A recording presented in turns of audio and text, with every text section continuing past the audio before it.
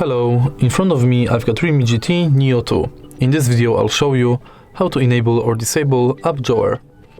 In the beginning, as you can see right now, we've got app drawer enabled. To disable it, tap and hold on free space on screen and go to More. Enter home screen mode and select Standard. Apply and switch, and now app drawer is disabled. If you want to enable it again, tap and hold on the screen, tap More, go to home screen mode and select Drawer mode. Apply, switch, and it's done. If you find this video helpful, please leave like, comment and subscribe.